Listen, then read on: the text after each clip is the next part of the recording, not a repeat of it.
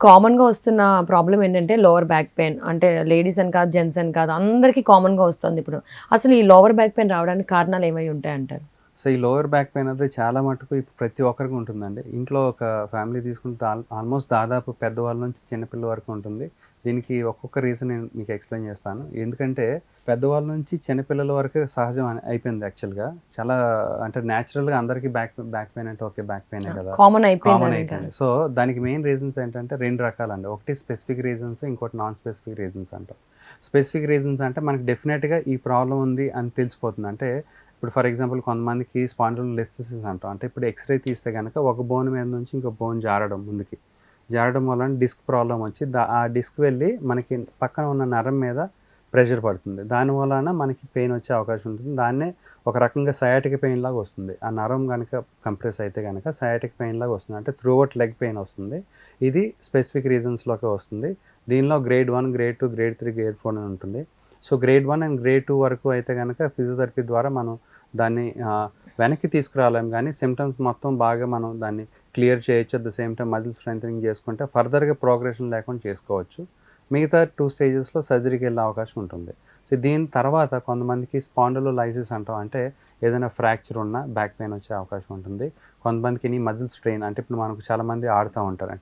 అంటే సాటర్‌డే గానీ, సండే గానీ, వీకెండ్స్‌లో చాలామంది రిక్రియేషనల్‌గా ఆడుతూ ఉంటారు ఎనీ స్పోర్ట్స్. ఆడేటప్పుడు వాళ్ళకి తెలియకుండానే ఎక్కువ విసరడం ద్వారా, లేకపోతే రిపిటీటివ్ స్ట్రెస్ అవ్వడం ద్వారా మజిల్ స్ట్రెయిన్ అయ్యే అవకాశం ఉంటుంది. అంటే మజిల్ ఎక్కువ స్ట్రెచ్ అయ్యి రప్చర్ అయ్యే అవకాశం ఉంటుంది. అది 1% రప్చర్ అవ్వచ్చు, 2% రప్చర్ అవ్వచ్చు, 3% రప్చర్ అవ్వచ్చు. ఇది ఇంటెన్సిటీ మీద ఆధారపడింది. దానివల్ల కూడా పెయిన్ రావచ్చు. కొంతమందికి ఏంటి అంటే లంబార్ స్పాండిలోసిస్ అంటాం. అంటే ఏజ్ ద్వారా డీజనరేషన్ ఆఫ్ ది జాయింట్స్. అంటే మనకి లోయర్ బ్యాక్‌లో కూడా జాయింట్స్ ఉంటాయి కాబట్టి ఈ జాయింట్స్‌లో మనకి ఏజ్ మూలాన మనకేమవుతుందంటే, ఆ జాయింట్స్ వేర్ అండ్ టేర్ అవ్వటం మూలాన అవి కుచించుకుపోవడం ఇట్లాంటివి జరుగుతుంది. దాని మూలాన కూడా బ్యాక్ పెయిన్ వచ్చి చాలామంది సయాటికా పెయిన్ అంటారు కదా! సో, దీని మూలాన కూడా సయాటికా పెయిన్ వచ్చే అవకాశం ఉంటుంది. ఇంకొకరికి కొంతమందికి లంబార్ కెనాల్ స్టెనోసిస్ అంటాం. ఇది కూడా డీజనరేషన్ డిసీజ్ లాంటిదే. అంటే దీనిలో మెయిన్ సింప్టమ్స్ ఎట్లా ఉంటాయి అంటే, వాళ్ళు కూర్చున్నప్పుడు ఎక్కువ పెయిన్ ఉంటుంది. నించున్నప్పుడు రిలీవ్ ఉంటుంది. సో, మనకి యూజువల్‌గా నార్మల్ బ్యాక్ పెయిన్ అనుకోండి. ఎక్కువసేపు కూర్చున్నప్పుడు బ్యాక్ పెయిన్ ఎక్కువుంటుంది. నించుంటే రిలీజ్ అయిపోతుంది. బట్ లంబార్ కెనాల్ స్టెనోసిస్‌లో రివర్స్ ఉంటుందనమాట. అంటే ఇప్పుడు నేను నించున్నాను అనుకో అబ్బా! బాగా సివియర్ పెయిన్ వస్తది. కూర్చున్నప్పుడు పెయిన్ రిలీవ్ అవుతుంది. సో, దాన్ని లంబార్ కెనాల్ స్టెనోసిస్ అంటాం. ఇవన్నీ స్పెసిఫిక్ రీజన్స్‌లోకొస్తాయి. నాన్ స్పెసిఫిక్ రీజన్స్ అంటే ఇప్పుడున్న కరెంట్ జనరేషన్‌లో ప్రతి ఒక్కరికి నాన్ స్పెసిఫిక్ రీజన్స్ అని. అంటే మనం ఇప్పుడు చాలామంది ఈ కోవిడ్ తర్వాత చాలామంది పిల్లల నుంచి తీసుకోండి.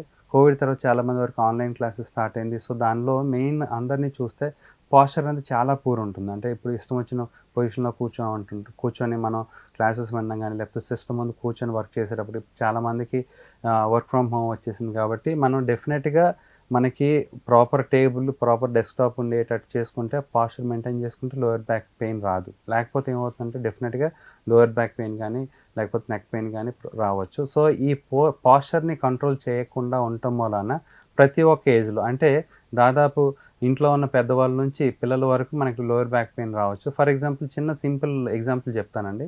మనకి నేనిప్పుడు చెప్తుంది డిస్క్ ప్రెషర్ గురించి మాట్లాడుతున్నాను.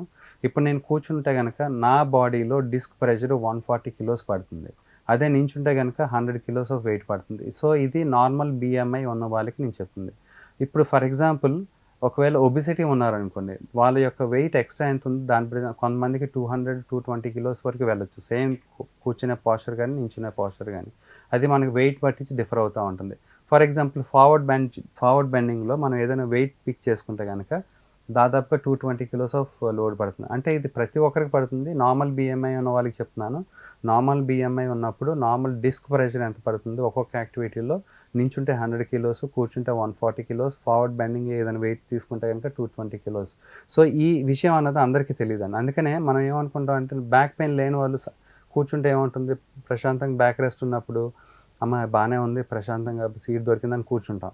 But at the same time మనకు తెలియనిది ఏంటి అంటే ఎక్కువసేపు కూర్చున్న వాళ్ళకి 140 కిలోస్ ఆఫ్ వెయిట్ పడుతుంది. దానివల్ల మన స్లోగా డీజనరేషన్, వేర్ అండ్ టేర్ జరిగి మనకి పెయిన్ వచ్చే అవకాశం ఉంటుందని వాళ్ళకి తెలీదు. ఆల్మోస్ట్ ప్రతి ఒక్కరికి తెలీదండి. సో, ఇట్లాంటివి మనం ఒక అవగాహన పెట్టుకుంటే కనుక అప్పుడు మధ్య మధ్యలో బ్రేక్స్ ఇస్తూ ఉంటే కనుక ఆటోమేటిక్గా అంత లోడ్ పడకుండా ఉంటుంది. అట్ ద సేమ్ టైం ఒకే చోట కూర్చోవడం, లేకపోతే లాంగ్ స్టాండింగ్, ప్రొలాంగ్డ్ సిట్టింగ్లో కూర్చున్నప్పుడు కూడా ఇదే ప్రాబ్లం కంటిన్యూస్గా లోడ్ పడడం వలన ఎక్కువ లోడ్ పడితే ఆటోమేటిక్గా డీజనరేషన్ వస్తుంది, వేర్ అండ్ టేర్ జరుగుతుంది, మజిల్ కూడా స్పాజంలోకి వెళ్ళే అవకాశం ఉంటుంది. సో ఇది non specific reasons. At the same time దీనికి యాడింగ్ ఎఫెక్ట్స్ ఏంటి అంటే ఒబెసిటీ, లేకపోతే కొంతమందికి స్టెరాయిడ్స్ తీసుకునే అలవాటు ఉండొచ్చు. అంటే ఆటో ఇమ్యూన్ డిసీజెస్ ఉన్న వాళ్ళు స్టెరాయిడ్స్ వాడతారు. సో అట్లాంటి స్టెరాయిడ్స్ వాడినప్పుడు కూడా ఈ బ్యాక్ పెయిన్ వచ్చే అవకాశం ఉంటుంది. చాలా మందికి హార్మోనల్ చేంజెస్, అంటే ఇప్పుడు పీసీఓఎస్ అట్లాంటి వాళ్ళకి కూడా ఈ హార్మోనల్ చేంజెస్, హార్మోన్ల ప్రభావం మూలాన ఇర్రెగ్యులర్ పీరియడ్స్ ఉన్న వాళ్ళకి కూడా ఈ లోయర్ బ్యాక్ పెయిన్ వచ్చే అవకాశం ఉంటుంది. సో ఇట్లాంటి ఈ కండిషన్స్ అన్ని యాడింగ్ ఎఫెక్ట్స్ ఉంటాయి. అండ్ ఇంకోటి స్ట్రెస్ అండి. ఇప్పుడు చాలామందికి డెఫినెట్గా 100-200% స్ట్రెస్కి లోన్ అవుతూ ఉంటారు. ఇప్పుడు మీరు ఎవరినైనా అడగండి, లోయర్ బ్యాక్ పెయిన్ ఉన్న వాళ్ళకి స్ట్రెస్కి చాలా డైరెక్ట్లీ ప్రపోర్షనల్ ఉంటుంది, రిలేషన్ ఉంటుంది. ఫర్ ఎగ్జాంపుల్ నాకు లోయర్ బ్యాక్ పెయిన్ ఉంటే కనుక ఇవాళ చాలా స్ట్రెస్ ఉందనుకోండి, పెయిన్ దాదాపు 80-90% ఇంక్రీజ్ అవుతుంది. అదే మనకి లోయర్ బ్యాక్ పెయిన్ ఉండి అంత స్ట్రెస్ లేదనుకోండి, డెఫినెట్గా బెటర్గా ఉంటుంది. So stress is always directly proportional to lower back pain. Lower back pain అనే కాదు, ఎనీ క్రానిక్ పెయిన్ మనకి స్ట్రెస్కి డైరెక్ట్గా రిలేషన్షిప్ ఉంటుందండి. సో ఈ విధంగా మనం నాన్ స్పెసిఫిక్ రీజన్స్ లోయర్ బ్యాక్కి, పెయిన్కి స్పెసిఫిక్ రీజన్స్ అని తీసుకుంటాం. సో ఈ విధంగా మనం చూసుకుంటే కనుక మనం డివైడ్ చేసుకోవచ్చు.